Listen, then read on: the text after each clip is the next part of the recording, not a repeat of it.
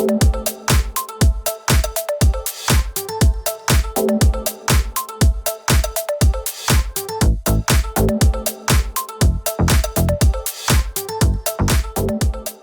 and gentlemen, it is Sunday here at the Goliath Gauntlet. Welcome back. We've got a great match for you. Uber, I just got back from the gym. It's lazy Sunday for us. It's casual Sunday, but the game that we're playing is anything but casual today. Yeah, serious card games about to hit the table. We just decided about 5 seconds ago not to wear jackets because Tannon, quote unquote, is wearing an article of clothing that he's just been at the gym in and sweat in. So I'm not even wearing pants. Like, that's how casual we're talking right now. At least I have pants on. Do you though? Oh, we don't know. Shorts. You could be. Okay, shorts. Same thing. Good. Great to have you back at the Goliath Gauntlet. It's been a fantastic couple of days of games. We're still here in the round of 16. We're going to get 4 games out of the way this weekend, and the next weekend we're going to get our banger 4 matches done here. This next game is really, really interesting. 2 players who come from very different parts of the world and have very different backgrounds in Flesh and Blood, I think is sort of fair to say. Mara Faris is a stone cold killer out there, with the cardboard, but she's also an incredible artist. At work, you can find her at Blackwing Studio. She does fantastic altars. It's just kind of blows my mind some of the work she's able to do. She's also contributing some of the pricing for this Goliath Gauntlet, but we brought her here because she knows her way around Flesh and Blood. Her opponent, though, coming from the icy steppes of Europe, Bartosz Ziemba is the Poland national champion, and there are many other accolades, under this guy's belt. This guy is a serious competitor in Flesh and Blood. Before the first Pro Tour, before Worlds, Tannon, there was a lot of whispers, people saying European Flesh and Blood does not get enough recognition, not enough respect. They are, dead set. Yeah, that might have been you. Okay, fair enough. Either way, you weren't wrong. So whenever we can get someone from Europe involved in the Goliath Gauntlet, time zones sort of permitting, we do that. We're very excited to have Bartosz here. This is going to be a fantastic matchup to keep us going in this round of 16. Yeah, I want to read off some of those accolades that you were talking about. He's got 2 top 8s in those nationals events, 1 win. He's got top 4 to Battle Hard and a top 8 of Calling. A finalist at the Pro Tour. No sweat off your back there. And he's got a top 64 at Worlds. So in a card game that is still relatively young, especially in the overall competitive scene, a really organized play scene that we got the first real glimpse of last year. This is one hell of a resume, Uber, and you've got a little bit of an uphill battle for Mara here. No slouch. Absolutely no slouch. Like you said, Stone Cold Killer, you see her at events all the time. You're definitely going to recognize her. Great work on the artist side as well. I've seen the altar that we're giving out as a prize at this event, and I kind of wanted to keep it. I always want to compete and then throw the grand final match just to get second in order to win that sort of promo. Is awesome. Mara actually started playing Flesh and Blood around Everfest, so a similar time to me. Unlike me though, she's really carving out a niche as a deck builder and theory crafter. So I've had multiple Dromai players ask me, hey, what's Mara playing in the Goliath Gauntlet? What kind of spice is she working on? Because she's definitely set expectations in the Dromai Discord that there's definitely some very interesting builds coming from her. She also, of course, is considered the reigning Empress of Volcor, so very much involved in the Dromai side of the community and the deck building. Let's talk about, let's leave the best for last. Let's talk about Bartosz's deck here, not knocking it, but Bartosz is going to be playing Icelander for this tournament. Again, the deck list is going to be pretty familiar to many of you at home here. Pretty similar to that Michael Hamilton bull-landed list, that ultra consistent, ultra powerful deck that just seems to outvalue opponents turn after turn. Absolutely. You see the normal look of the deck. You've got Enlightened Strike, Fighting Spirit, Scar for Scar, Wounded Bull, that kind of package that we've seen added in. You've got almost the full amount of Aether Ice Veins. I think the yellow Aether Ice Vein is the flex spot, and a lot of these, we've seen some people with 1, we've seen some people with 3, all the way up to the full 9 of Aether Ice Veins. So that's one's going through there. We see Brother in Arms, things like that in here. But like you said, just the blues and the reds, we've seen this deck, we've done this dance. It's pretty optimized. Yeah, it's a lot of fun to watch it play. I love a mid-range deck that wants to block with a couple cards every turn cycle, but can also, pull out some pretty insane sort of moves, I guess, especially on their opponent's turn. We just saw Margin Bay with a rematch against DM Armada in that Icelander versus Dromai head-to-head. Margin Bay, as we now know, managing to triumph there. That was a really fascinating interaction between those 2 decks, so we're quite lucky to have that run back for us. The general consensus, Tannon, is actually that Dromai is favored in this matchup because Icelander struggles to slow her down. She can be overwhelmed if she doesn't disrupt the Dromai very heavily. Margin Bay, an absolute consummate, a professional when it comes to Icelander piloting, got the better of DM Armada. Let's have a look now at Mara's list. This is an exciting list. I cannot wait to see it in action. It is a Dromai build that features no less than 3 different headpieces here. So, loosely speaking, it is a royal Dromai build. There is a Crown of Dominion here. You notice that there's no cash in. So Dromai is not necessarily trying to gain advantage via cash in there. I mean, there's got to be a few things that stand out to you because this is not your standard Dromai list by any stretch. Yeah, when I look at it, this is a red line Dromai list, tons of dragons, tons of things to attack, but I want to go back to that royal thing that you said just real quick, because there is an Imperial Warhorn in here, and you were talking to me beforehand. You think this might possibly come up a little bit this match, because it might be able to destroy something that's been put on the field by the Icelander. Yeah, I mean, crucially, like Imperial Warhorn says, destroy this card and choose any number of heroes. Each of them chooses an ally or an item or landmark they control, but if you're royal, you choose those permanents to destroy. So the royal player actually has, a fair bit of, agency here. And when Icelander wants to start to deploy Insidious Chill, Channeling Frigid, Hypothermia, any of these things, you can then sort of blow these up. Items, auras, obviously no allies for Icelander. She's strong enough as it is. So that's interesting tech. I don't know just how powerful I sort of expect it to be. Some decks run Warhorn without being royal, on the proviso that their opponents are only playing like one of those sort of things. So that's an interesting bit of tech we might see. There's a copy of Flamecall Awakening. There's 3 Flamecall Awakenings in this deck. So there is a Singleton Phoenix Flame in the mix here. I'm very curious to see how that gets utilized. It might be, who knows? It might be something like you're pitching to Flamescale Furnace and getting 2 resources for free, essentially, to try and fight through some of this taxing. There's 3 copies of Miraging Metamorph. And something that stands out to me, Tannon, there's two Nourishing Emptiness in this list. Yeah, and you kind of had to walk me through this because at face value I was like, wait, Nourishing Emptiness, where does this work? Where are we working this out? And I was like, oh yeah, there's Burn Them All in this deck to kind of make sure that this kind of triggers, and if it does, this is a card that can swing a game quite a bit. Yeah, obviously Nourishing Emptiness doesn't gain that dominate effect or the extra intellect unless you have no other attack action cards in your graveyard. So normally this is like a blank 2 for 6, which is also kind of fine. Not good enough for Icelanders to play. It's got to be 2 for 7, but if Burn Them All is actually clearing Mara's graveyard, you can get that dominate effect. You can get that extra intellect, which is an extra card, which against Dromai is absolutely huge. Just quietly, Miraging Metamorph is in this deck, a card that can copy Burn Them All, which means extra instances of that arcane damage coming in when you attack, and also easier to clear your graveyard if you want to get value out of those Nourishings. It's a pretty wild build, I'll be honest. 3 copies of Thermite in this list as well. Billowing Mirage is not something that every Dromai player goes for. And Command and Conquer in this matchup might not be super relevant, Tannon, as Icelander often looks to clear her arsenal as soon as she's CNC aimed at her. Can turn out defense reactions. It's kind of a blank 2 for 6 again in this head-to-head. These are your deck lists. I think we might get a different flavor from what we did between Margin Bay and DM Armada previously, Tannon. Yeah, that's definitely possible. One thing that I'm looking forward to is are we going to get a little bit of different flavor? Which way is it going to go? And B, I want to see how many dragons are in her deck when we get here and how impactful they're going to be, because there's a lot of attacks on the other side that have a lot of power behind them. You're a 19, buddy. 19. Yeah. So there you go. We got to figure out the right give and go there and how much they're going to get popped and stuff like that. So this is going to be an interesting give and take between these two. I'm expecting a really great match because you talked about this. The Dromai a little bit favored in this matchup. That's the general consensus.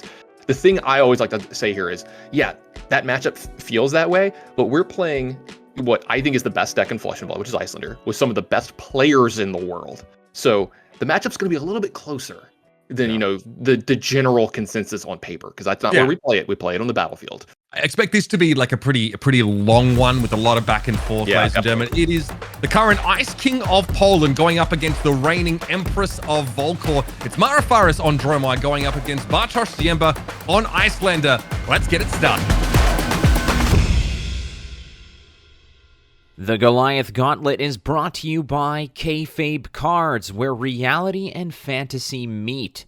Go to kfabecards.com for all your Pokemon, Magic the Gathering, and Flesh and Blood needs. FAB Cards.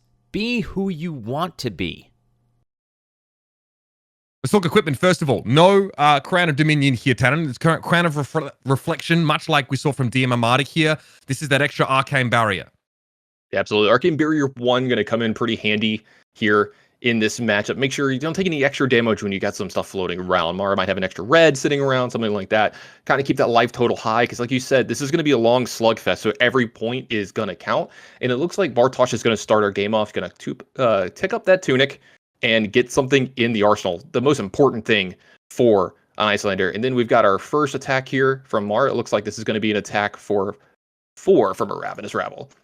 Big shout out to Mara. She has altered that Dromite to make it a full extended art card. That is absolutely gorgeous. Oh my god, I love that. The Ravenous Rabble here shows some gas off the top. It's going to be a Rake the Embers. So Bartosz has an opportunity here to respond. Bear in mind, Ravenous Rabble cannot be affected by things like hypothermia. Some people play like yellow Ravenous Rabble to try and inoculate themselves against cards like that.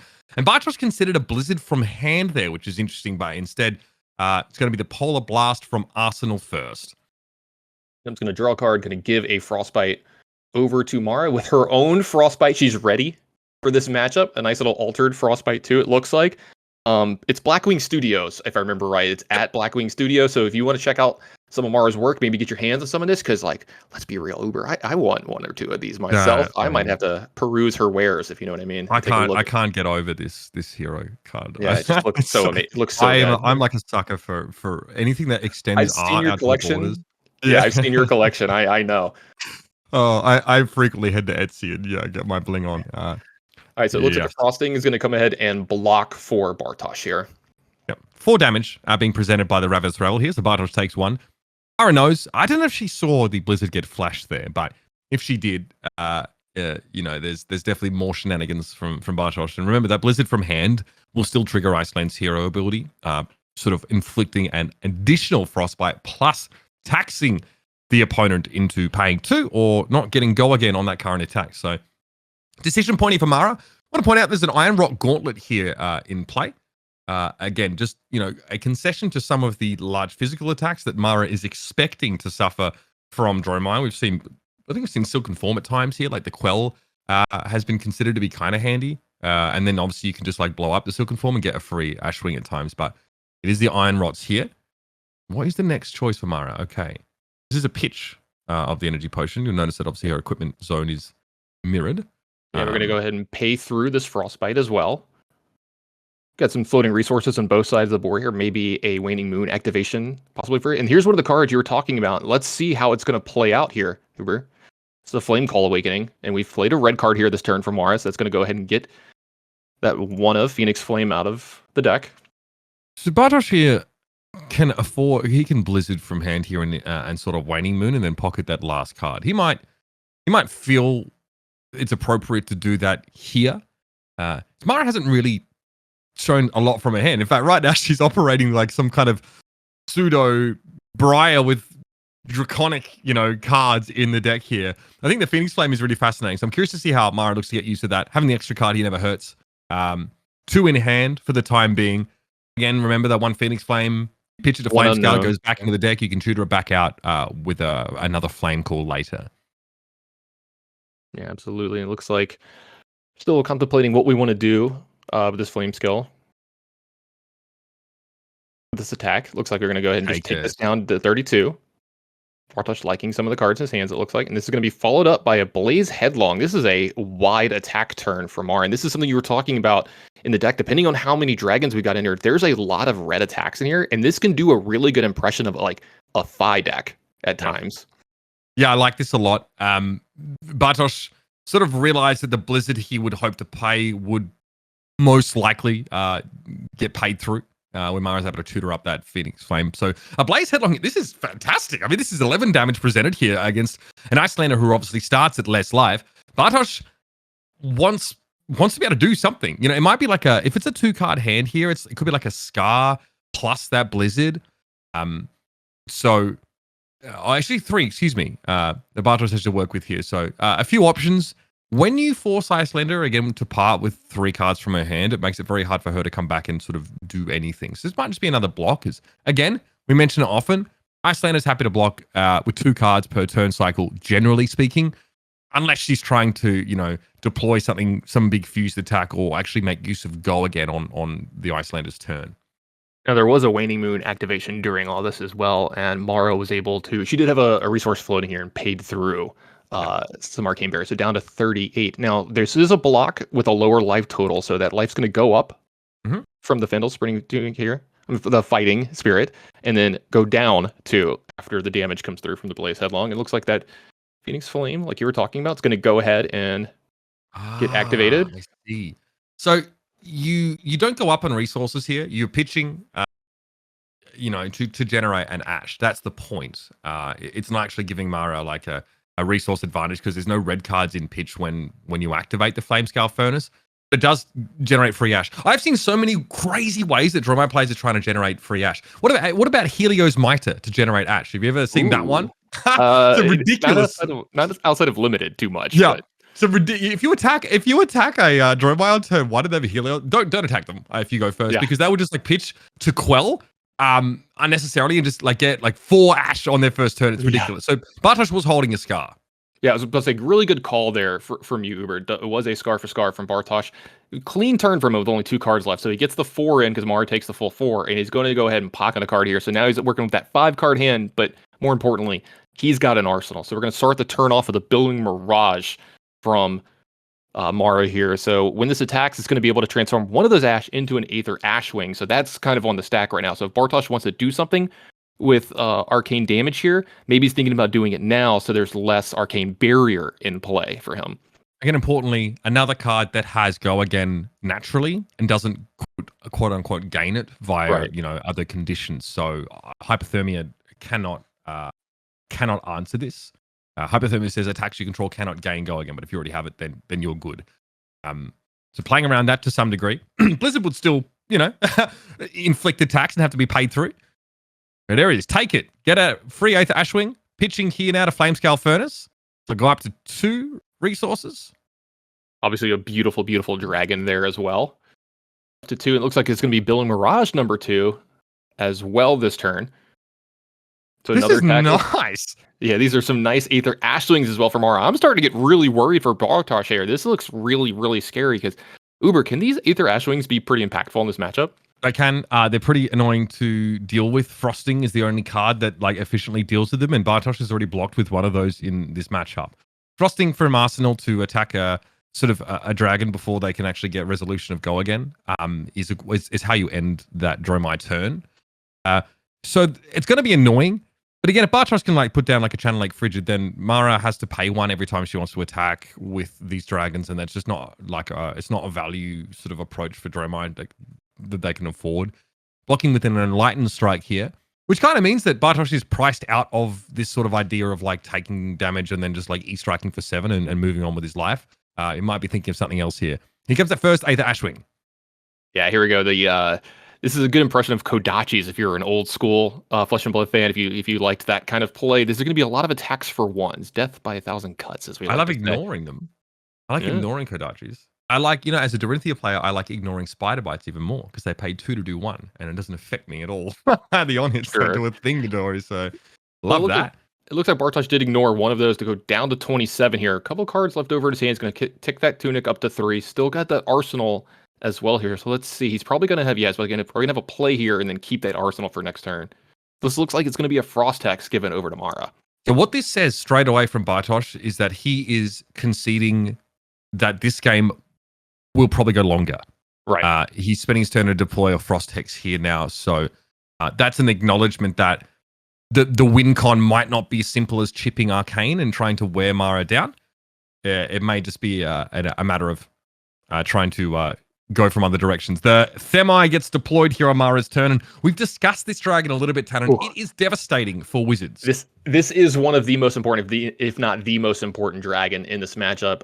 Themi, what this does is when it gets invoked is opponents can't play cards or activate abilities during your turn. So the person who has the dragon. So what this does is it takes away all of the agency that Icelander is mainly trying to operate on. So this is like the nightmare dragon for Bartosz.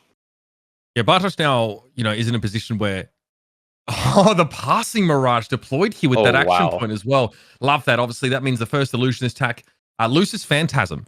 So now you can swing with Themi without having to worry about like a Finals Fighting Spirit popping it. It means that Mara can play more aggressively as opposed to just sitting Themi on board, sort of cutting Bartosz off of the ability to play on her turn, Now, locking down that arsenal.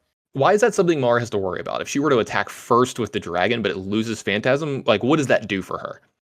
Yeah, I mean, obviously, if it gets popped right, her turn is over and she loses the dragon.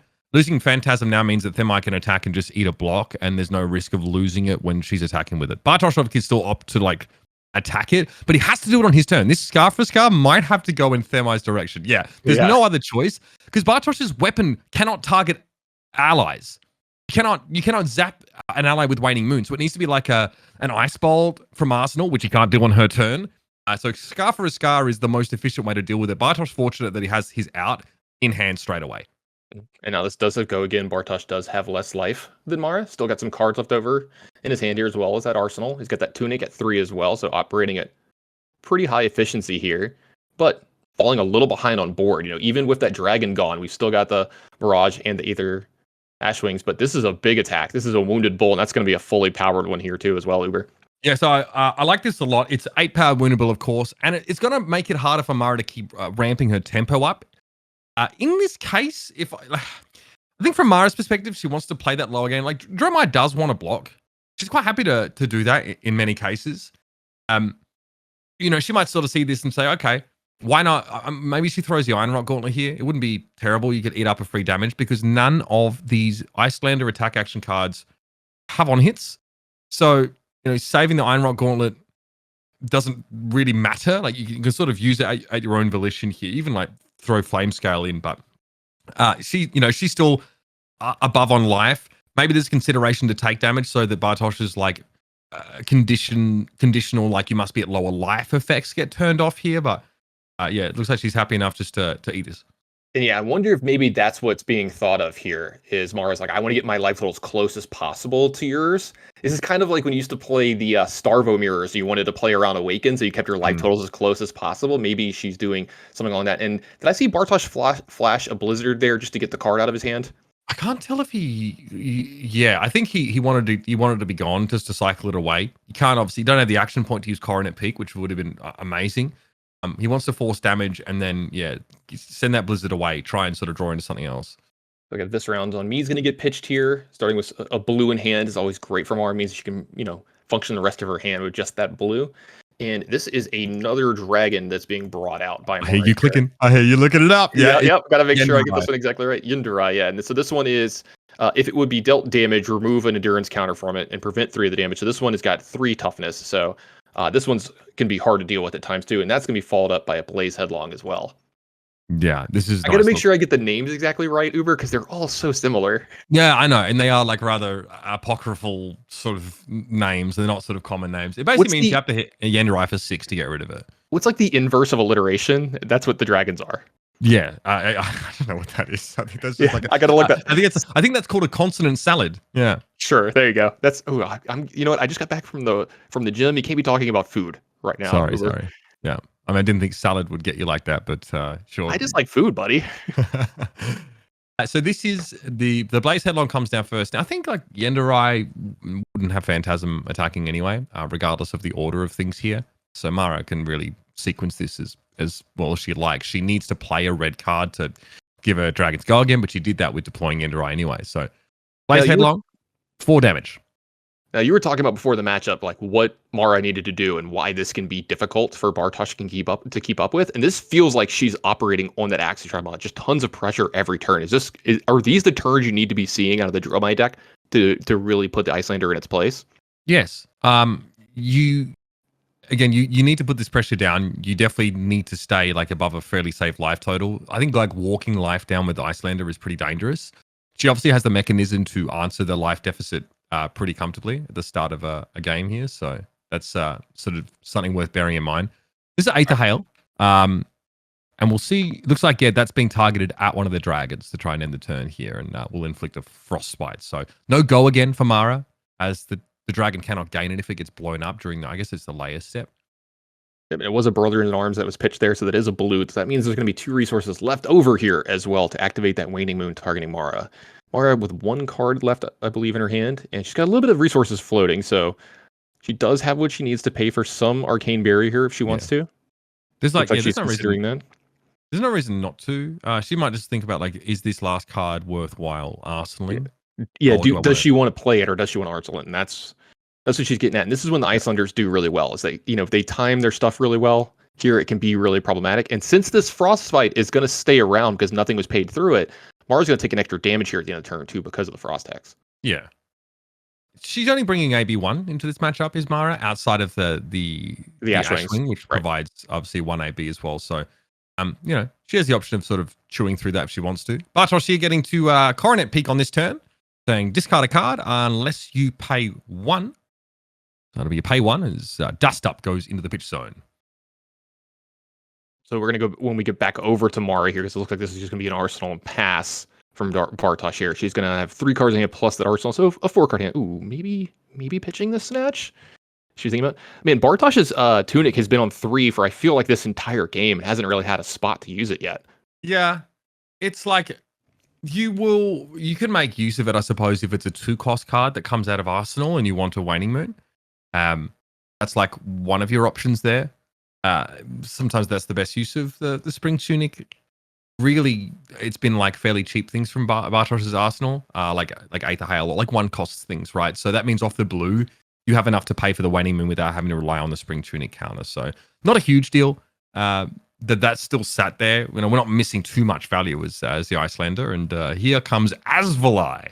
Yeah, this is Asvali. And this is a sweet one too, is whenever this one attacks, you can have it deal 1 arcane damage up to any 2 targets here. Generally, it's going to be the face. There's nothing else to really shoot here, but a lot of extra damage coming in the mirror. It's gas though. Oh, it's so good. Yeah, you're like, I want to shoot that and maybe that as well. Also, I'm attacking you. So Asvali Genderai and an Aether Ashwing plus a Dust Up here. Now I like this card a lot. I think like on face maybe it can be a little bit hard to assess because it doesn't have Go Again, but it's a fantastic bookend for a turn. It is still a 4 for 0. Yeah, it's a 4 for 0 still as well. Yeah, 4 for 0, no Go Again. So think Snatch-esque. By the way, Mara with Snapdragon Scalers, which is not a common footwear choice for Dromai at all, but we kind of know why now. She might, if she wants to pour on the pressure, then she pops Snaps here, but she gets an Aether Ashwing. She gets an Ash and an Aether Ashwing here on top of this. So just a sick card to sort of bookend a turn with, and this is a lot of pressure now that is starting to be developed. Yeah, I feel like Bartosz has been on the back foot here for these last 4 or 5 turns in a row. Been able to, do some stuff, right? He's been able to activate Waning Moon. He's gotten a Bull attack in here for the full value. He's got this Frost Text that he's given to Mara. He's been so nice to just let her have it, as well here. But, not operating on the exact axis that we've always seen Icelander when they're just fully doing everything. But you see why. I mean, look at Mara's side of the board.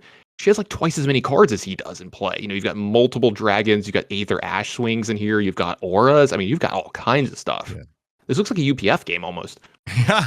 Now, you might remember this. Has she actually attacked with these dragons yet? Because this makes me wonder if, I think the Dust Up might get snapped here in order to, give you that. It does look like it is. Yeah, it does look like it is. So good call here. It looks like the Nikes have been activated here. You got to pump up the jams. Get those PF flyers on. So this is an attack reaction. Bartosz still has a window to interact here. Yeah, it's interesting because I guess Asvali did get developed here. So Go Again is turned on. We've already seen a few blizzards as well from Bartosz. So I think Mara is concerned. Sorry, I'm not sure if she's concerned about a popper here. I think her sequencing is really interesting here to sort of snap the Dust Up. So there's got to be something brewing, Tannon. I'm leaning forward now. I know. I see that. There's still a card left over in her hand as well as Arsenal here. And I think that's why you're seeing Bartosz take his time a little bit here, too. He's like trying to figure this out because, like you said, he might be interested like you are.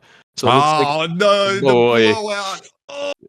This hypothermia from the Arsenal here. Not only is it going to stop some of this Go Again shenanigans, it's going to give a Frostbite over to Mara as well. It's the Go Again. So as someone who uses a piece of footwear that gives my attacks Go Again, getting hypothermia in response is the worst possible situation. It ends your turn. The turn is the turn is over when that happens. So this feels awful. Yeah. All right, so this Still, looks like, Dust Up did hit, I think. So there is that. yep. Looks like down to 17 for Bartosz here. Another Aether Ashwing is going to be created. Oy, oy, oy. Got a resource floating here just in case some arcane barrier needs to be So activated. what do you think about what do you think? Do you think that like I guess either way, like Mara has to deal with hypothermia, right? But does it make more did she attack with Yenderai this turn? I'm not 100% on that. I don't think it Yeah. happened, though. I think that did stop her turn in the tracks. Like you were saying, the sequencing was very interesting there. I usually believe that Mara is going to do it better than I would. You know, Yeah, she is the Royal Highness here, knows how to sequence quite well here. And Bartosz, let me do a life total check real quick. It's 17 to 23, so he is going to gain a life off this attack from Feindel's Fighting Spirit, and this is a big attack as well. I wonder where this is going. So Mara may be vindicated here in being reluctant to send a sort of dragon in. I think Asfalai did attack with the passing Mirage, so like she was expecting a popper in hand, and she was correct. So Miraging Metamorph here will be blocking as well as the Flames. Yeah, exactly. Throw Get your the equipment. fridge. This is Yeah. correct. There's no point not doing this. You need to maintain card density to put the pressure on the Icelander to stop them from grinding you out. So I know a lot of players sort of are surprised to see equipment often early in some matchups, and in some matchups it's not valid. Here it's just completely fine. I feel like I've harped on that so much, but it's something that it took me all too long to learn. Mara clearly has that well in hand. Yeah, we call that the Rob cycle when you bring out your equipment just a little too early. Some people just want to keep going, you know what I mean? Some Yeah. people don't like playing off small hands. I can respect it. Every Yeah. freaking Bravo I pay on Talishar just wants to block all their equipment on turn one. Actually, I forced a fight to give me all their equipment last night with the Dominate, Stillbird Supremacy turn. They were like, okay, you can have my equipment. So Here we go. We got our third dragon of the board right now. This is a Kyloria, and this one, when it hits a hero, you can gain control of an item they control. Not going to come up too much here in this, but this is something that attacks for 4. well, So just hold on. But if they don't have an item, Tannon, what do you get? you get to draw a card. So You get a that's gonna card. happen. Yeah. So here's Yenderai. Yenderai does not have Phantasm presently. So this is an attack that is, just going to present 3 damage with no other real on-hit effects. Yenderai is very durable. And then from that point onward, Mara's Dragons will be susceptible to being blocked by 6 or more power cards and blown up. But again, Bartosz would like to deploy a lot of his poppers as attacks, ideally, to pressure Mara's life total. So seeing Mara maybe send like a lower value dragon into a potential popper, like a Aether Ashwing, maybe she's totally fine with that. Yeah, there's a lot of give and take on that, right? Like, we talked about there are poppers in Bartosz's deck, but he needs those to attack these dragons and attack Mara and keep the game in a spot where he can win. This Kyloria that we were talking about that again plays, it's like a snatch for everybody at home. It's just going to stay on the board until it's removed. And speaking of staying on the board, Mara has so much, and it's an energy potion as well that's going to help her out against any of these taxing effects that come up. Coronet Peak activation is just anything that'll let her keep some extra cards in her hand later in the game. She's playing ultra conservatively around the poppers here, so which is absolutely an approach I can respect. She doesn't want to give up any of this board presence here. I think forcing card from Bartosz's hand is fine. Bartosz again may not have a use for like an extra card, not blocking with 2 this turn cycle, and passing priority here might put Bartosz in a position where he has to try and make use of his arsenal, or at least try and cycle it in some way or other. So very conservative, very safe. Mara does have Arcane Barrier 3 on board, plus a card in hand that she can pitch to that if she needs to. So there's 2 cards. Yeah, there's 2 cards right above her weapon. With the alternate arts, those are Aether Ashwings for everybody at home. So those have Arcane Barrier 1 for everybody. Love the everybody. It's one of my favorite things in Flesh and Blood. Is everybody gets to bring, when you bring your hero, you bring your equipment. There's so many different versions of everything that you can bring. Plus, you can kind of create your own as well. You can do these extra artworks. Mara really showing off her ability to kind of personalize everything that she does. Absolutely love seeing what is with that Dromai players being blinged out? Oh yeah. So this is so interesting. So had Mara opted to attack Bartosz here with an Aether Ashwing, it would have met its demise at the end of a frosting. So it turns out like she kind of makes the right choice here. Believe it or not, her turn would have ended either way. The fact that she actually makes the right call because she gets to deploy an energy potion with that action point, as opposed to attacking with an Aether Ashwing into a potential popper and getting it frosted and having a turn end. So I love this turn cycle from her. It's very, very good. Yeah, it looks like this Frostbite is going to, deal the damage to her and go down to 21 for Mara as well. And it does look like she's going to arsenal up before she passes back over the 4 cards. How many cards we got left over for Bartosz? I think it's 3 here. Yeah, that looks like 3 to me. Frosting was free, and there was a card block from hand. Yep. So it looks like the Tunic might finally get used here. Maybe we're going to get a big attack from him here. Oh, this is an Ice Eternal, actually. For X equals 2. So, obviously, Ice Eternal, pretty scary when there are Frost Hexes in play. It says create X Frostbite tokens. Then if it was fused, deal arcane damage equal to the number of Frostbites they control. So that would be 2. So the Frostbites come first, and then comes the Ice Eternal here. So it looks like we're going to have, there's the second Frostbite. So that resolves. Yeah, there's a Channel Lake Frigid here that got revealed as well, so that's going to be in Mara's future as well. That's a little scary, and that's a card that's super impactful and important right now with this board that she has. Life Total is getting really close here as well. Uber 19 Mara, Bartosz at 18, and that she knows that Channel Lake Frigid is in that arsenal. Yes, she does. So Channel Lake Frigid will cause an initial tax of an extra 2 resources up front, and then 1 to that point. It's very difficult actually for Mara now to put Bartosz in a position where he can't just quite easily have that ice card in arsenal and just keep Channel Lake Frigid around. So Mara now has to know she's walking into 2 turns minimum of extreme disruption. She has to pay through these Frostbites first and foremost before she can do anything. She has a blue in hand, which is very fortuitous. She's also pitched a red card, so that is going to yield an ash for her. Yep, that's going to pay through the Frostbites. Yep, so those are gone. Still has that energy potion sitting around too, just in case. All right, I like this a lot. Rake the Embers now is going to come down, so this definitely starts to feel like a Damocles sword to the Icelander player a little bit. Obviously, Rake creating an ash and then transforming up to 3 ash that Mara controls into Aether Ashwings. And obviously, you can respond to this with the Channel Lake Frigid deployment for Bartosz, but it's not going to stop the resolution of this ability. It will most likely end Mara's turn, though. Yeah, so this does give over that single Frostbite yet again. So lots of taxing going on this turn. Best I can tell, she's already paid through those 2 Frostbites that Bartosz is still. Yeah, he just hasn't. Yeah, he hasn't removed the first 2. She did. So he just hasn't cleaned it up on his side. There's another one as well, along with the Channel Lake Frigid.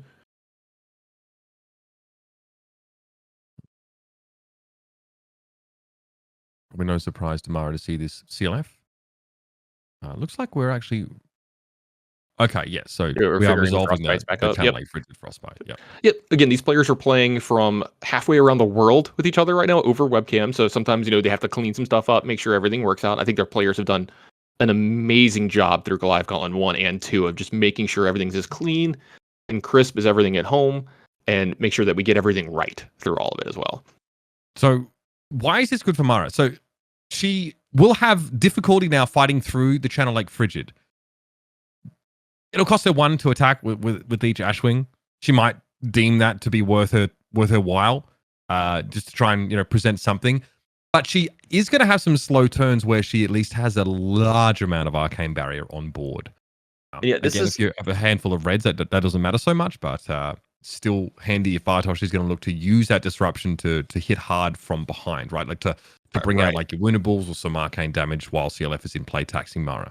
And that's a really good point, because that's what Bartosz needs to do to get himself, because the game was slipping away, right? Like there were so many dragons in play, so much stuff in play, and if Mara just had carte blanche, could just do whatever she wanted, Bartosz was going to get overwhelmed from here. Oh, yeah. But Channel Lake Frigid is going to slow this game down to a point where she can't do everything she wants at every turn, and Bartosz can start to play into this game better and possibly get a win from here, because Mara is at 19, and we've talked about this. If she gets down into the 12 range, that's where you're at fear of dying at any point from the Icelander deck. Kyloria here represents a card for Mara. Bartosz basically needs to Waning Moon now, I think, if he plans to do that, because obviously Mara gets a card and then she can. It's an extra card for her, right? So she can pitch it. There's not much point unless Bartosz is thinking that she has a red in hand. It doesn't affect Mara if she has to pitch this remaining card to Arcane Barrier. And Bartosz might have a situation with 3 cards and no arsenal. It's like deploy a red attack, and then Arsenal a card at the end of his turn cycle. So that might be what he's thinking to do here. We're actually paying. So Channel Lake Frigid benefits Mara in the sense that it now forces her to pitch to attack with dragons, which generates her ash incidentally. Yeah, and this is going to be Yunderais attacking yet again by being pitched from another Yunderai here. So we got some Dragonception going on. Looks like the damage is going to come across over to Bartosz. He's at 11. And we've got an Arsenal and a pass back over Bartosz. Let's see what he's got set up for this turn. So Bartosz's prospects of clearing Mara's board are dead. That is not possible. It's not reasonable. Not happening, yeah. What he needs to do now is try and force cards out of Mara's hand and make it so that she can't afford to pay to get her dragons going across the board. Also, Bartosz needs to keep card density in order to keep Channel Lake Frigid around for as long as possible. I was going to say he needs a great option here. Yeah, he's going to need to pay for something here this turn with an ice card as well. That's super huge. So it does look like the Scar for Scar is going to go ahead and clean up the dragon, the Kyloria, the Snap Dragon. Peak. Yeah. And it does look like Coronet Peak's going to get activated with an ice card here. Great for Bartosz. Just going to disrupt Mara a little bit here and help keep those taxes around. Yeah, I'm getting. That's why Scar is so good. That go again, that extra action point is just massive because not only can you clear a dragon, you can also like tax the hand. If Bartosz is sitting on like a chunky like woundable kind of attack, he then has to like waste damage on attacking a dragon with like a big attack if he has any interest in clearing the board, and he wouldn't be able to Coronet Peak after. So in that sense, Scar for Scar is perfectly sized to eat up Kyloria and allow him to do that. That card has been absolutely ridiculous for the Icelander. Absolutely. There was a pitch there to pay for the Coronet Peak, so another Ash generated. I think we're at the point now where like we just have too much of all of it. We have 4 Ash Wings, 4 Ash. The Channel Lake Frigid did trigger there. A card was put away, and a card was put into Arsenal for Bartosz here. So he's operating at full capacity now. He's got a card in his arsenal. He's got 4 cards in his hand. It'll be interesting to see how he plays this turn, because last turn he was super incentivized to keep some cards in his hand, right? Like he needed to be able to attack, plus possibly put an ice card into his arsenal. If you don't have 2 ice cards in your hand here, like, we're going to see how Bartosz wants to play this out, because it's going to take 2 now to keep Channel Lake Frigid around for another turn. But then that severely limits on like your options of like blocking plus doing stuff. So I think this is going to be one of the big important turns and turning points of this game. Now, what looks amazing for Mara here? Vincerakai, but she doesn't run it in this list, unfortunately. But like, if there's like a way to present one pretty tall attack here, she'd be very pleased. Are you telling me there's a dragon she doesn't run? Yes, it feels like she's got them all. No Vincerakai here, which is like starting to become a more attractive option because there are so many decks in this format that don't block or don't want to block. So really fun in race matchups. Not as relevant here as like you'll eat the 2-card block quite happily, and then you can frosting a Vincerakai to kill it. So a little bit vulnerable against Icelander. For Mara here, the positive is that she's kept her life total quite high on virtue of Bartosz having to spend those Scarferous cards quite often to dispatch her dragons. A lot of Arcane Barrier on board. She needs to pay to activate that energy potion, so I wouldn't get too excited about that right now. And none of her dragons are ultra threatening as far as Bartosz is concerned. I think like the best is probably Themai, followed by Kyloria in this situation. We'll see a pitch here of Rake the Embers, and Chromai is going to be developed. Yeah, Chromai is going to come down, and what this one does is once per turn, Chromai attacks or leaves the arena, you get to gain an action point. So lots of ways to kind of make sure she sequences correctly here around, because this can be one of the most important things in this matchup, right? Is sequencing correctly against Icelander, because that can be a very daunting task for any deck. Mara getting a lot of Ash for her troubles at the very least. She's Ash neutral on that play. In fact, every time she deploys a dragon, she will be Ash neutral because having to pitch for them. Yeah, Chromai ordinarily a 0-cost dragon, which is something that makes it very attractive when you want to develop multiple dragons on a given turn. Looks like she's lining up another card here as well. Let's see what Mara's got in store for Bartosz. It might be like, I want to attack. A blue here means you kind of get to party a little bit.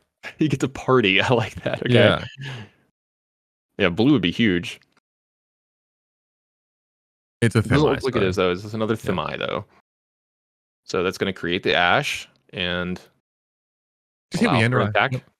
It's the best. It's Mara's presenting the highest amount of damage off that 1-pitch card here. It doesn't have Phantasm, so it's like a very respectable 3. You do need to tax the Icelander here. You know, because Icelander at this point, keeping full hands is better when you're trying to keep a Channel Lake Frigid around for as long as possible. Like if you really want to find a way to sort of pitch a bunch of ice cards to it, you probably can. There are ways. So Bartosz here seeing 3 damage taking to 8 is very scary. But frankly, Tannon, if there's any turn where Mara gets to come at Bartosz and there's no disruption available to the Icelander player, he's just dead. He is going to get flattened. So the life total for him less significant in that sense. Ooh. This is about to get a little scary. Bartosz going down to 8 here, but the blue card that was in his arsenal is another Frost Hex here, and that's going to give a Frostbite over to Mara as well. Mara's going to go ahead and say, okay, pay for those 2. Or take the 2, I'm sorry. Go down to 17. We're going to go back over to Bartosz's turn here, but he's only got, I think, 1. Is it 1 card left over or 2? I think it's just... I think 2. Look, 2. Okay. So maybe possibly can get something done here. If it's a free attack plus an arsenal, that would be huge. CLF probably isn't staying around. Nah, there's no way. This looks like this is going to be... Is this a Wounded Bull? It looks like it's going to be a full value Wounded Bull, and I got to believe this is going at Mara. Yeah. I get it's... Look, it matches up fine against Yenderai. I guess it would take it down, but I'm pretty sure it's very hard for the Icelander to justify that at this time. He wants to start to take Mara down into what we consider like a kill zone for Icelander players. 10 life would definitely be that. Icelander in like the ideal, the Magical Fairy Christmas scenario can offer like 12 damage off of like a Meritor Scolding from Arsenal is 4 damage, and then like an Ether Ice Vein fused or otherwise from hand off Storm Striders is 5 plus Waning Moon is 3. So that's 12 in total. There might be higher damage options to Bartosz now with 2 Frost Hexes in play if he can get a supercharged Ice Eternal, but he hasn't developed any of these energy potions, so that gets harder. It's like you can get maybe X equals 4 off a 4-card hand for an Ice Eternal, and then have sort of one floating. Having 2 encounter means you can also Waning, so that's pretty good because it's 4 damage plus like 8 frostbite. Oh, 4 damage plus 4 frostbites, which is 8 damage. That's 14 damage there. Forgive me as I go down the rabbit hole of numbers here, but we're biding our time as Mara decides about the blocking. Try to keep up with that was, the great challenge of this round for me. But and there's stuff with that as well. Like if he wants to do that, that means that he's not blocking, right? And with the life total at 8, you got to be a little worried about that as well. That Mara present lethal before that? So speaking of those life totals, Mara down to 9 here. Yeah. No blocks, want to keep everything, but that Channel Lake Frigid is gone. So Mara has a little bit of inoculation to Blizzard and Hypothermia with Chromai on the board. When it attacks or leaves the arena, she will gain an action point. So that's pretty nice. That means you don't have to be quite as scared of things like that. She keeps a full hand. She takes a bunch of damage. She's got a lot of dragons ready to race across the board. She's very wary, of course, of the blowout potential, though, that like a Ice Eternal could offer. She'll start by deploying a Burn Them All. And for everybody at home, once per turn, when a dragon you control attacks, it deals 1 arcane damage to each opposing hero. And at the beginning of your end phase, you can put a raise counter on it and destroy it unless you banish a red card from your graveyard for each raise counter on it. Mara's going to be able to pay that infinitely in this game. She's got a ton left over, but it does look like we're not going to be starting off with a dragon, though, this turn. It looks like a Flame Call Awakening is going to go. And what this is going to do is, this is going to be this is resource neutral, right? Like, this is going to get the Phoenix Flame back out of the deck, create some more ash. Technically, Tannon, it's +1. Well, it's +1 with the furnace, right? Yeah. So it's technically you're gaining a resource with this play. Is Flame Call gets the Phoenix Flame. You definitely get that. That's when you attack, you get to search for the flame. So anything from Bartosz here, Mara goes, right, well, I'm pitching to, like you said, to Flamescale Furnace. I have 2 resources available to me now. Even if the channel, Lake Frigid comes down, she can make a dragon attack. Speaking of a dragon attack, there's a lot of them lined up and ready to go here, Uber. Yes, as they say, many whelps left side, I believe, is the the old adage. Are there any Game of Thrones fans in the chat tonight? Anybody watching here? Because if you like dragons, boy, have we got an episode for you tonight. Oh, he takes it. Whew, okay. 5. Here comes Chromai. I feel like it's Sunday night on HBO right now. The Chromai's gas, it's 3 damage on that dragon. Like, it is actually pretty hefty considering you deploy it for free and it just gives you an action point for attacking. Yeah, absolutely. When I first saw that this one attacked for 3, it kind of blew my mind here. And like you were saying, it does have go again. You get this extra action point. So it looks like we're going to get, is this an Aether Ice Vein being played? So it looks like Aether Ice Vein pitching that nice Fabled. So it might be like a, here. Before, yeah. Obviously, bear in mind, this is not an ice card. So this is coming in to blow up Chromai, but Mara got an action point from attacking. She got an action point for leaving the arena. So that's pretty nice. Yep. Life totals at 6 to 9 here. Very nice. Bartosz down 3. Excuse me. Sorry, only gets an action point for attacking or leaving the arena. So still, the one action point is pretty important.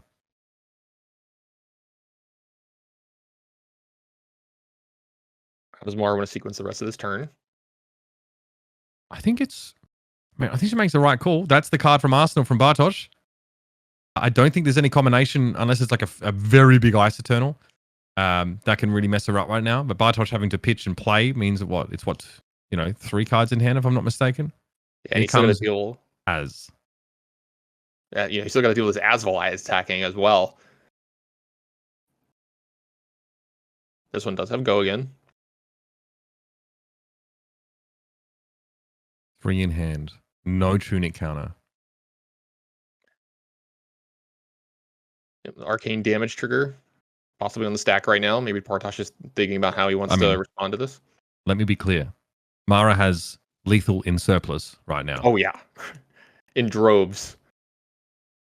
I need to look this up. What a group of dragons is called. You have like a murder of crows or a crash of rhinos. Probably a brood. It is probably a brood. You know what? I'm gonna look this up. We got a moment. Well, you don't have to hear me type too much. I tend to leave space in our conversations for you to look words up, Tannon. You know what? You know what? Okay, Uber, we were both wrong. Do you want to know what a group of dragons is called? This one's a sweet one. It's a thunder. Sorry. Excuse me. Yeah. Okay. Well, that's what the first thing up from Google is. This could be wrong, or this could be someone making something up. But thanks, Google. A group of dragons is called a thunder. So Bartosz he does not like the weather that's going on in this. Yeah, I mean, this is so Coronet Peak can eat the Asval attack. Then Tunic counter can eat one of the Ash Wings. That still leaves 6 on the board. Tunic rather, still leaves 6 on the board. So Bartosz is not, guaranteed to perish this turn, but Mara has 2 cards in her hand still. So there's more that can be sort of deployed here. Here comes the Coronet Peak. Coronet Peak's going to block here. Now it looks like the Yundarai is getting into combat. Notice Bartosz, I think, pitched to the arcane damage there. Right. Aether Ice Vein is going to get a block in here as well. Now here comes the Thunder of Aether Ashwings. So 5. Who says that? 4. It feels so wrong, by the way. Right, is this the final countdown? It might be. Okay. Bartosz down to 2 with 1 card left in his hand here. It's another Oasis Respite. So it's an Oasis Respite and a Phoenix Flame in Mara's hand here. How interesting. Again, forcing so many cards from Bartosz is big. Getting one more card from him would be or getting the Tunic. Giga big. Yeah. Yeah, or getting the Tunic here because that'll cost him a resource next turn as well. So it looks like the Phoenix Flame is actually going to attack here. This is something I was wondering if we were going to see here. What is in that arsenal? Oh, it's 1 life. Down to 1. Is this going to be a pass? Is this the end of the turn? It looks like this is the end of the turn. Oh no, Bartosz gets another turn here. Okay, and he kept a card. Nerves of Steel, Bartosz. He knows. I guess he feels he needs to keep this Tunic alive. So it might be a 2-cost card that he's kept in Arsenal. Wants to be able to poke with that Waning Moon. What is an Arsenal Mara? It could be like another Oasis Respite. I don't know how many. Yeah, let's have a look. We've only seen 3 in the sideboard. Yeah, we've only seen 1 this game. She's been through a decent bit of her deck. If this is an Oasis Respite, I don't know. No, I mean, she pitched 1 and she kept 1 in her hand. She definitely has it. Okay, so she has it. Okay, for sure. I was not keeping track of her hand for that turn. Which is nice because an energy potion means she can play 2 Oasis Respites off of it if she wanted to. Nice. Oh, she's in such a good spot. Oh, absolutely. Bartosz obviously Arsenal passed on his Mara's gonna, and I do the same thing here, Mara, taking her time. Let's make sure we get this right. I don't think he can kill her. I don't think so either. We'll have to see. But all right, it looks like the Yundarai is going to be the first attack here, and we're going to see when does Bartosz want to spring whatever he's going to do. Tannon, there's a burn 'em all trigger on this attack as well. Oh, An that's true. arcane Yeah. damage and the 3 physical. Yeah, so you got to do something now. I don't know if his hand plus the 2 trigger is enough to stop the attacks this turn, so I think you got to try to win from here. Mara really, really putting her foot down. And yeah, if she has like, if Bartosz tries to get cute, and you can find damage here. Like again, Emeritus Scolding plus a Red Ether Ice Vein is lethal for Mara. Uber, except for the fact that she can just pitch. Yeah, Uber, we're doing math on Bartosz's side, so he's looking. He's trying to figure out if he can win from here. Yeah. Mara Faris has the Polish national champion on the ropes here in this very challenging matchup for Icelander. Yeah, Bartosz really is now good in the deck tank choice. to stay alive. I think something we don't talk about enough. Really good deck choice from Mara here for this tournament. Tons of Icelanders to really prey on in this tournament as well. So Jeremiah might have been one of the better choices for this event. Yep, there's like, there are a number of them. I don't want to spoil sort of some of the deck choices. Right, For yeah, we upcoming want to games, keep but it. We've already seen a couple, We've seen 3, I think, on this side of the bracket. Yeah, you're like pretty, you know pretty safely that it's probably like Majin Bay and Hamilton are probably playing it, right? Like they're almost locked. We know, and we've already seen Viet Pham on the Icelander as well. You probably know he's locked on it as well. So that's at least 3 of the 16. So if you get at least 1 or 2 more people, that's a large portion of the field is what is considered a good matchup for you. That's a good spot to be in.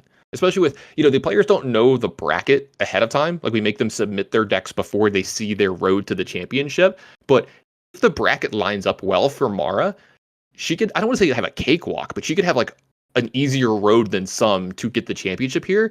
And that's part of the game, right? If you pick the right deck to play against your opponents, like you get rewarded. All right. See, lots of math from this is the moment I hate whenever I'm playing against a wizard is I'm just like, who's dead? Like it's like someone's dead. You just tell me when we figure it out. I think Bartosz is about to get fried. Oh yeah, for sure. It looks like the boots are about to get activated here. So here we go. I mean, I just know I know there's an Oasis in Mara's hand. He can't kill her, Tannon. It's so brutal. It is brutal. Right. Stormstriders here's the Stormies. activated. Get your boots on. Speaking of thunder, here we go. There's another storm on the horizon. Stormstriders activated. Here's an Aether Ice Vein.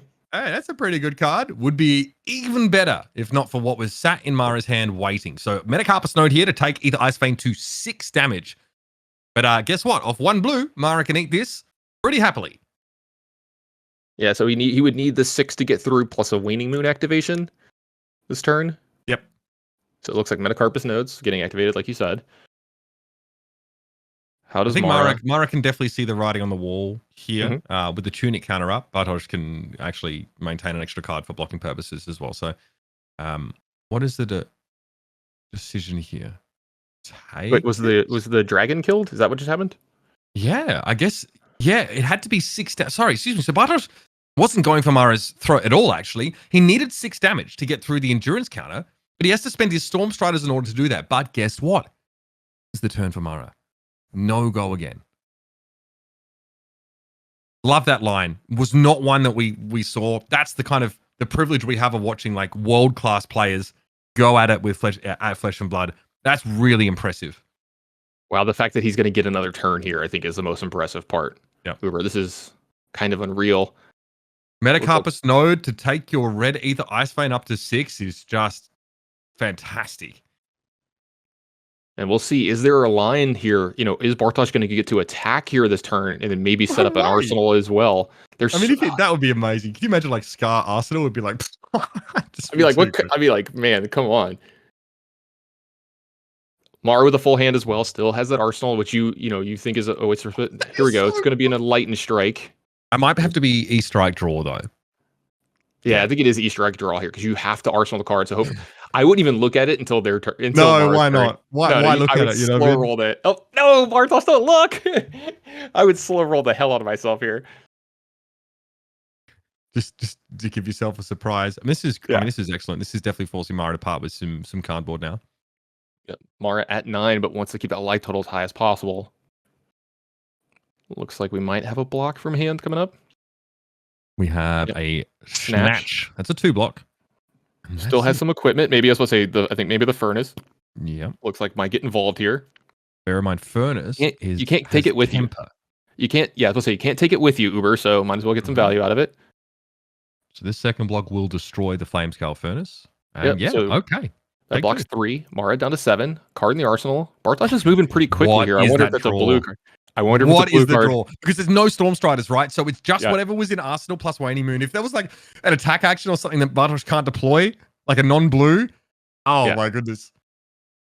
So let's see. It looks like we're going to get an attack from... 2 Free Rosetta Thorn in this economy? Yeah.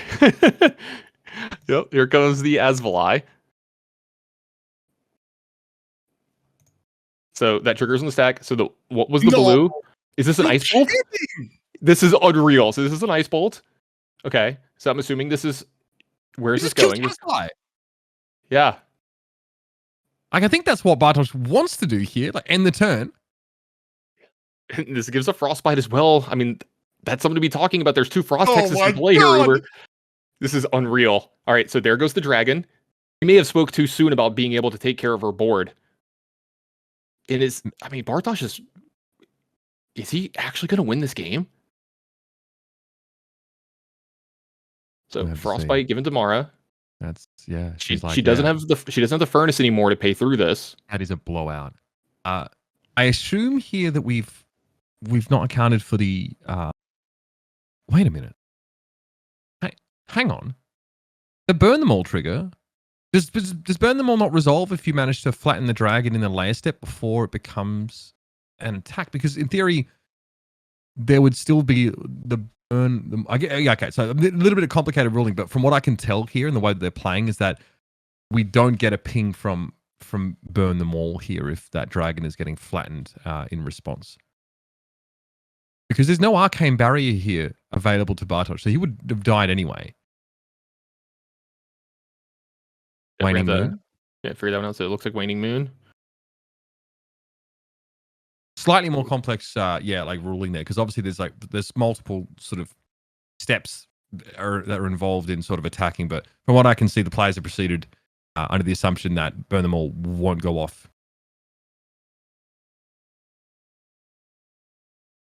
Okay. Looks like we're going back over to Bartosz here. He's going to use this tunic counter. I mean, it's tough here. This is it. Ice Eternal, fused. X equals 2. There's 2 frost hexes in play here. So that is creating 2 frostbites. If they don't get paid through, there's a lot of damage there. And then 2 damage coming at Mara's direction. Mara needs to find a way to somehow ping an arcane damage at Bartosz. Just get a dragon attacking. This is also an Aether Hail as well that's going to be put into the arsenal. So that's another 2 at instant speed, possibly during Mara's turn. Yeah. Is that perfect? You can just eat another dragon as they try and attack again. Yeah, this has been unreal. Mara has to see the situation here and what she's facing. Yeah, it does look like she's going to go down to 5. So the frostbites are going to deal the 2 damage. Yeah, she needs to be able to pay through those frostbites to not be taking 4 at the end of her turn. And if she's paying through frostbites, she might not have resources left over to be able to pay for all of the arcane damage that's going to come her way. She does have an energy potion. I'm sorry. She has to pay 2 to get 2 though, so it's resource neutral for her. I mean, yeah, it's not. This is yeah. I mean, if her hand's all reds, does she have enough to stop the damage? I mean, Bartosz, we know there's a arcane barrier, but he has technically like 5 showing, right? With the Aether Hail plus the Waning Moon. So you have to be very careful if you're Mara. So, full disclosure, I am sort of educated at judge level 0. But if my understanding is correct, Bartosz can deploy at instant speed his attack towards the Aether Ashwing before it actually becomes an attack. So it's like the attack is declared and then Bartosz can respond. I think the attack has to resolve for the trigger to resolve. Exactly. There has to become, so the Aether Ashwing has to become attacking, so to speak. It has to become an attack. And I think that Bartosz can kill it before that happens. They posted a graph recently of like the whole thing through the turn, and it's way too long for me to read. You know me, you talked about this. I have to look up words too often. It's too much all at once for me. We're going to get our judge in here at some point to explain it to me. Mara basically, I mean, it's very with the Aether Hail in Arsenal. Look, at least she knows is probably not coming at her.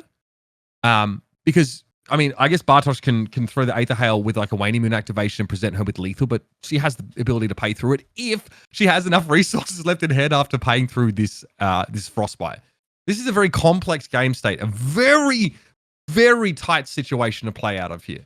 This is a nail biter, Uber. Let's see. She's definitely taking her time here. Can't blame her. This turn is so difficult. What a game. There's 2 cards here. Looks like this is going to be pitch attack with Dragon. And Bartosz can probably sort of surmise that Mara will be able to pay to sort of Arcane Barrier. Okay, pay to get to. So being resource neutral here is something that Mara wants to do. Right. So the Frostbites are gone now. And we have 2 resources floating. So 8 Ash. Not really going to matter here. Card left over in hand, card in arsenal. I don't hate that Epot. I mean, that is pretty handy way to pay through that stuff. Like I know like a lot of Olden players to try and deal with the Frostech strategy are using cards like Sigil of Solace to sort of help them get there. Mirror Guy deployed. This is a dragon. When this one attacks each turn, it loses and can't. Your first dragon attack each turn loses and can't gain. What's more important is that Mirror Guy can't die to the Aether Hail. It has 4 health, so Bartosz cannot kill it with a card from Arsenal. This is going to provide that arcane damage trigger, and it cannot just get obliterated by Bartosz's contingency plan. It's block, but it doesn't matter. The arcane damage still gets through. That's unbelievable. I'm speechless. This game was unreal. I wrote off Bartosz way earlier in this game. He made it so much closer than I thought possibly could have happened. Oh, he's even got fighting spirits in his hand to possibly have been able to block and gain life this turn. He needed that maybe just a little bit sooner. Yeah, because before the block step, that arcane damage is going to come across. I mean, to have Mirror Guy there, Mara, perfect decision. Finding a dragon with enough health that it doesn't just straight up die. And her options, I think, for that, I mean, like Asvalai says 3 health as well, so Aether Hail wouldn't be able to get rid of that either. But if it were like a Chromai, if it were an Aether Ashwing, if it were a Kyloria, all of those things would have gone completely wrong for Mara there. So incredible way to find an out in that situation. Again, the fuse of that Aether Hail gives Mara just enough information to make the informed decision, because if she doesn't know what's sat in that arsenal, she has to play around a number of things. She would also have had to play around Ice Bolt, in which case it would only have been like a Yenderai and a Mirror Guy, maybe a Themai that would have got her out of that situation. Themai being very expensive, but that energy potion being on board was also really crucial to allow her again to have that exchange that caused her to be resource neutral. Incredible game. I mean, great play from both players. It is a very difficult matchup for the Icelander if the Dromai is able to develop that board presence. And I think this particular build of the deck, featuring like a lot of these natural built-in go-again effects with the redundancy of Phoenix Flame getting tooted out of the deck to be able to pitch into the Flamescale Furnace, is a fantastic take on this list. And Mara takes a very well-deserved victory against Poland's national champion, Bartosz Ziemba. Huge thank you to him for being involved here in the Goliath Gauntlet. But as it stands, Mara advances to take on the winner between Tarek Patel and Daniel Rikowski in the next round. Yeah, that is one hell of a matchup that we still have left to go into. And that kind of leads me into, we've had a hell of a weekend already. We had Friday, Saturday, Sunday. This is our last match of this weekend. What a match to end this weekend on. One of the best ones I've ever seen in the Goliath Gauntlet. Such a nail biter. When I was ready to write it off about 3 turns earlier, Bartosz gave us a show of being able to stay in the game from that point and make it closer than I felt like it should have been, or like that I thought was going to be. But not to be outdone, the matches that we have coming up next week, Uber, holy crap, have we got some good ones. And what might be my favorite one, I'm thinking about letting you and Flake do casting for this one just so I can sit back and watch it. I'm not sure. I haven't looked at the schedule to see if I'm one for this one, but our first match next week is Michael Hamilton versus Matt Rogers. So yeah, 2 players who are in a lot of the arguments of best player to in the game now, or best players who will ever play the game. It's the quote-unquote current GOAT versus someone who was considered the GOAT for quite some time beforehand, which is amazing. Yeah, right. We had that conversation. We had an actual Instant Speed episode where we talked about who's the best player in the world. And Michael Hamilton is, in my mind, the best player in the world. But if you ask me who's the best player of all time in the history of this game, I think it's Matt Rogers, and I don't think you can like change my mind from that point. He's meant more to the game than anyone so far. He's meant a lot to the Goliath Gauntlet as well. You know, him and LSS have come together a lot. We have to thank both of them for providing us with that gold foil Goliath Gauntlet that we're giving our winner at the end. So thanks LSS, thank Matt. And then, not to be outdone, the other match that's going to be going on that same day, this one's a really cool one for me. So we get to see the Tall Timmy compete, which I'm really, really excited about. I think a lot of people at home are excited to see him compete and what he can do on the field of battle, but he's up against someone that I wouldn't be surprised if a couple of years from now we're calling the best player in the world, because he is one hell of an up-and-comer, Brody Spurlock. Yeah, a very exciting prospect. And many players, I mean, frankly, this guy is already kind of legendary, right? With the results that he's managed to achieve, and it's really a matter of time and a matter of getting the opportunities to demonstrate his ability. You know, I think he's just a credible player. Tall Timmy is no slouch, by the way. A lot of people, you know, he was like a real brute player for quite some time, but we saw him play in the Pro Quest recently with a very potent Briar list, so very competitive player. Made the top 8 of that Sydney Pro Quest that I managed to watch, which is really exciting. We also have the runner-up world champion, Chris Ciali, taking on Nathan Crawford, who, for my money, is one of the best Runeblade players that we sort of have access to. And he really innovates a lot within that design space. He's won a Pro Quest on every Runeblade so far. So he definitely knows his way. He knows his way around that archetype. We just take a sec here and also want to thank, from the bottom of our hearts, FAB Cards for supporting everything we do here over the Goliath Gauntlet. They've come in and put up, $3,000 a prize pool for this particular tournament, making it something sort of really special. And they were also behind our very first Goliath Gauntlet. So for all your TCG needs, whether it's Flesh and Blood, whether it's Pokemon, whether it's Magic the Gathering, head over to FAB Cards, get yourself kitted out there. They're the ones to go to for my money anyway. And I mean, I cannot wait for next week's matches. That bracket is looking absolutely spicy, Tannon. It's been a great day of games, man. It's been a great weekend so far. And what a way to kick off our second Goliath Gauntlet, mate. Absolutely. Can't wait for those matches. It's going to be right here on 983 Media. So make sure you're following this channel. Make sure you're subscribed to this channel. Don't miss out those matches. We'll be back next week with more Flesh and Blood.